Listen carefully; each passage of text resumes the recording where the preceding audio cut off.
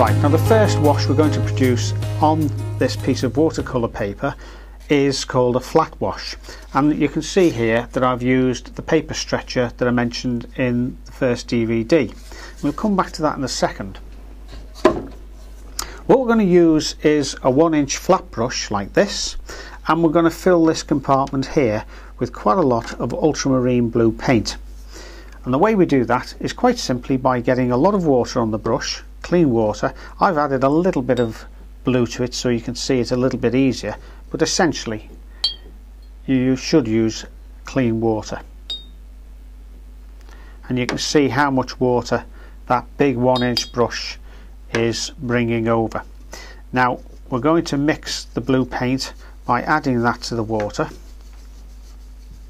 so that it's thoroughly mixed and reasonably strong. Remember, as I've said before, watercolour dries 50% lighter than when it first goes on the paper, so always make something stronger than you think it's going to be. If it looks right when you first put it on the paper, it's probably going to dry too light. Right, I've got a scrap of watercolour paper here, so I'm going to just check to see what that looks like. That's not too bad. I'll just add a little bit more blue paint. It's always best to make too much paint rather than too little. There's nothing worse than a sky where you run out of paint halfway through it, because I guarantee the sky will be ruined, because either you won't mix the same shade of paint that you previously had, or while you're mixing it the first lot on the paper is drying off and you'll end up with a tide mark. Right, now I've got the paper on the drawing board, which is on that slight slope, so the paint is going to run slowly down from top to bottom, and that will help us to keep a nice, even, smooth wash. And the secret of doing a flat wash is to keep the paint moving.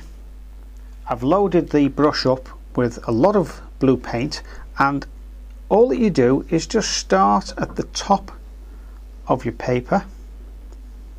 Just make sure you get everything covered like that, and then quickly, before it dries out, just go down the next stage, but picking up each time the bottom of the paint on the previous row. But you need to do this quickly to avoid tide marks. I'm filling all those speckles in just to show you the graded flat wash, but you can see that if you wanted to leave that, that's quite a nice effect, particularly if you're doing water or if you want to leave little flecks of light in the sky. But you can see, because the paper is on a slope, how the paint is running down the page quite nicely, and I don't have to worry about trying to join up the bands of paint, if you like. Let's go from that end just for a change, because the paint is doing that for me.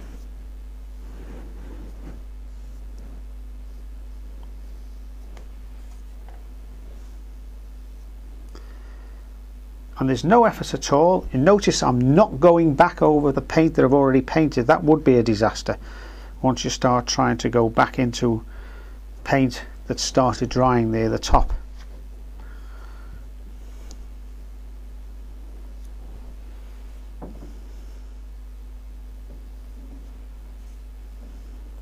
Okay, so as we get towards the bottom of the page, or the bottom of the piece of paper, let's just finish that off there. And there we have it. It's as easy as that. A nice flat wash, nice and smooth and even over a whole piece of paper. Remember, just by painting one stripe and then picking up the colour each time from the bottom of the previous stripe so it runs down the paper. Simple as that. If you want to pick up the bottom of the paint that runs down, the excess paint, that little bead, you can either use a semi-dry brush, or as I'm doing, you can use a paper towel. You can see with ultramarine blue as well how it starts to granulate in the bumps and hollows of the watercolour paper, and that's a very nice effect that you can get with some papers.